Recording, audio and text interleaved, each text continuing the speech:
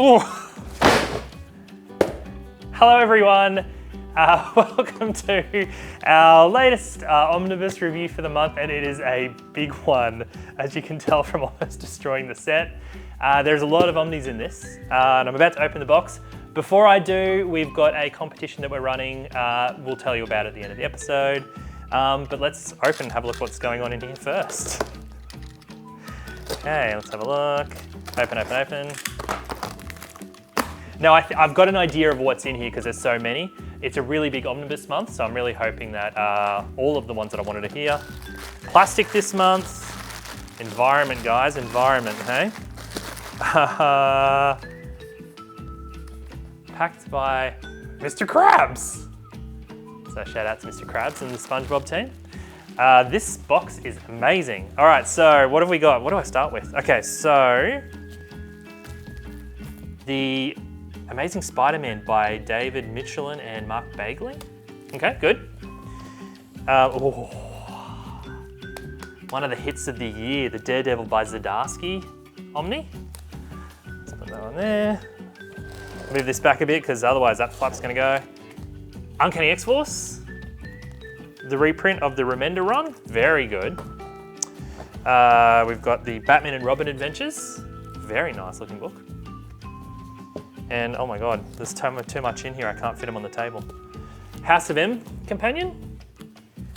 And all of these, by the way, must be out for July 2024. I think they've sent them all at once. And the Captain America by Mark Greenwald Omnibus. So, I have no idea what I'm going to review. I might eliminate. So I'm not going to review this one because I'm not an 80-year-old man. So that one can go on the side.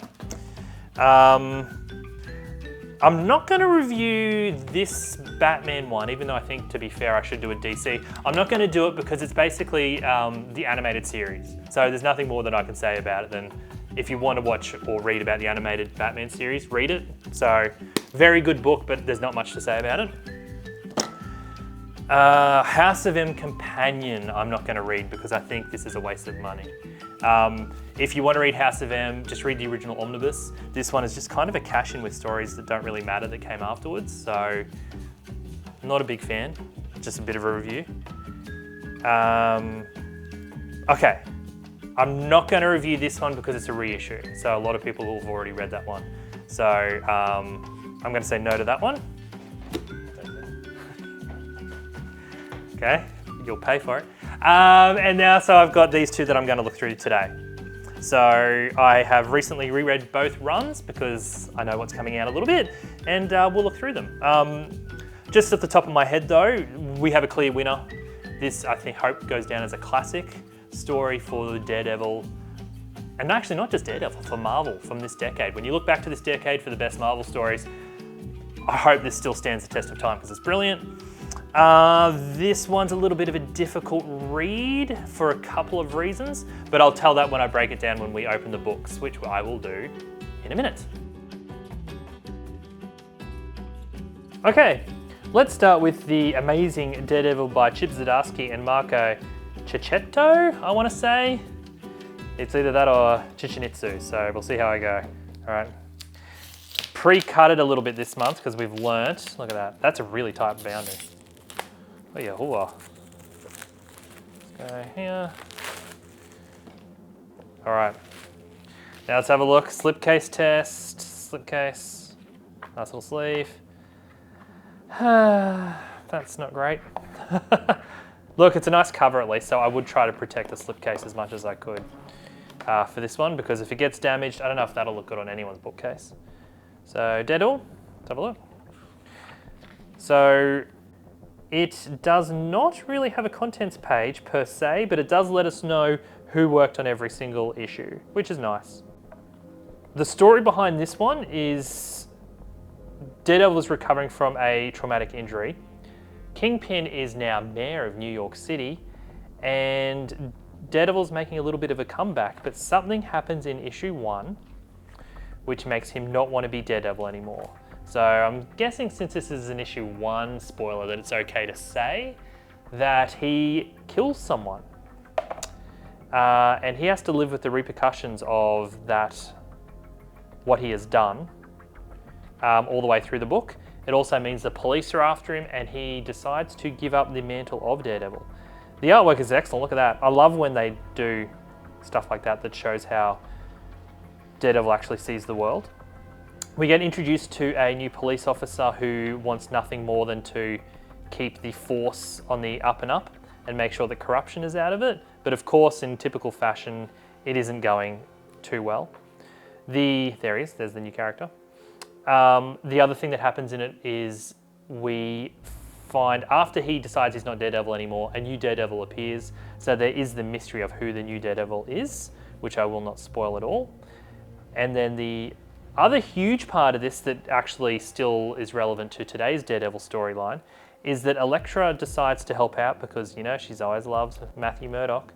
She decides to help and actually become a version of Daredevil. So it becomes Daredevil, the woman without fear. The artwork is fantastic all the way through. Really good paper quality. I don't want to spoil too much here. Look at that. So the other question I have, if this includes the entire 30-issue run, I don't think this includes the Devil Reign main storyline. No, it doesn't actually, looking at the back. It looks like it has Daredevil issue 1 to 30 and the annual only. So you will have to buy the Devil's Reign Omnibus, which is not a bad thing because it was a really good storyline. One of the main reasons that I love this book so much is that there is very clearly a beginning, a middle, and an end. So if you want to make sure you've got a complete storyline, this is the one that you want.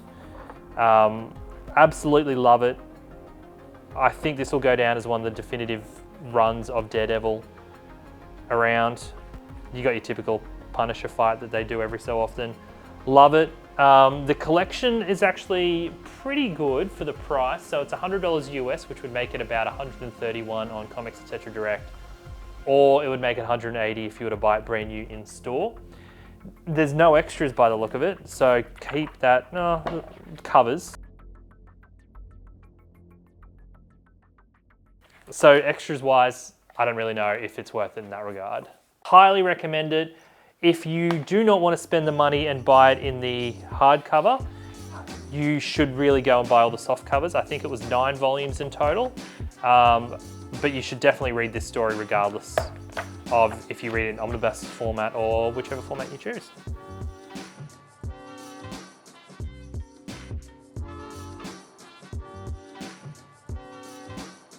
All right, so this one's a bit of a difficult review. So this is the Spider-Man by David Michelin and Mark Bagley. So we'll just turn it around before I open it to show that it starts off with the annuals that they do, and then we go into the storylines. Now, my major problem with this collection is that while yes, it's true, this actually does collect their entire run from beginning to end, it does skip relevant issues that you need. So we get Amazing Spider-Man 351 to 375, Annuals 25 and 26, Spectacular Spider-Man Annuals 11 and 12, and the Web of Spider-Man 7 and 8 Annual, and a New Warriors Annual issue 2.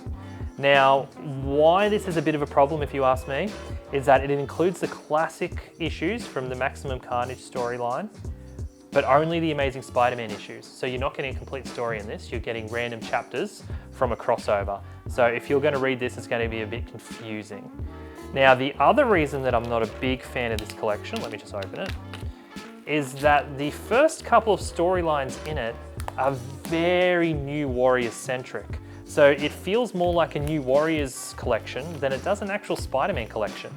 So if you don't like that kind of characters like Nova or Night Thrasher, this might not be the one for you.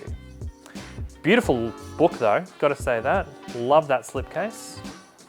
Really like that cover. And it's important to point out too that this is the start of the Mark Bagley run of Spider-Man, which he still does to this day, so clearly he is the Spider-Man artist. Even more so than Todd McFarlane or John Romita Jr. if you ask me. That's really, really pretty. Look at that. So the writers we have here, Dave Michelin, Al Milgram and more. That's a nice contents page. And then we have an actually really nice contents page there too. So much better than the Daredevil one, We're given exactly when the issues came out, what year, early December. Oh, that's right, because it was shipping twice a month. So, starting with annuals, that if you're already a comic book reader, you know that annuals most of the time are a waste of time. So I think starting an omnibus with annuals is a bit of I think it's a bit of an issue, to be honest. And as you can see, not much is happening. Oh wow, so even the first annual they're referring to, there's not much Spider-Man in there. Jumping to the second annual.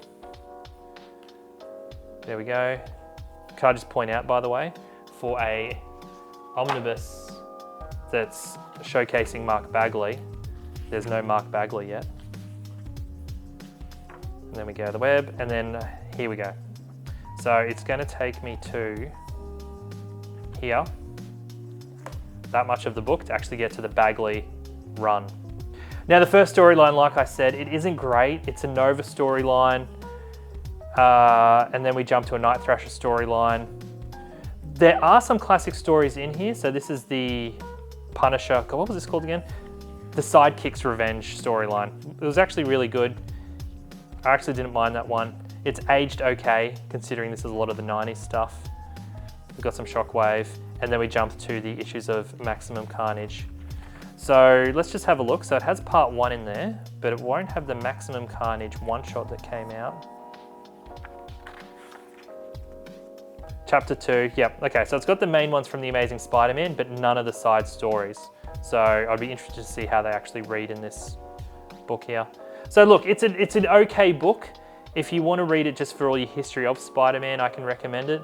But if this is going to be your first Spider-Man book, I really don't recommend you should read it. As a completist, go nuts, but otherwise, I kind of give this one a miss. And you know what? I don't feel like I would like this one kept on my bookcase at home, so I'm going to give this one away. Let me know in the comments why I'm wrong, and someone will win this very copy that I've opened.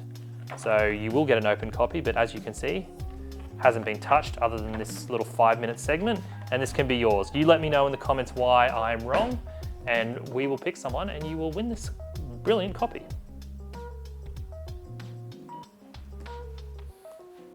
As you can see, it was a very big month for omnibuses here at Comics Etc. Don't forget you can pre-order over at Comics Etc.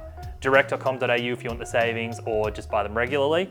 And don't forget that we're going to have 2 competitions. So we've got the surprise one where we'll be giving away one of these. All you got to do is comment on the video below about why I'm wrong and this actually is a good book.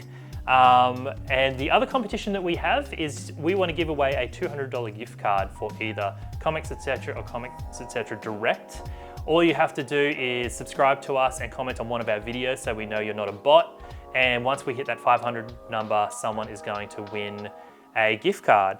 So 5 really good, well, it was 6 omnibuses that we had originally, but someone stole one. So we're going to, and now our cameraman has stolen that one too. So there's 4 good omnibuses out this month that you can buy over at comicsetc.com, and we will see you next month.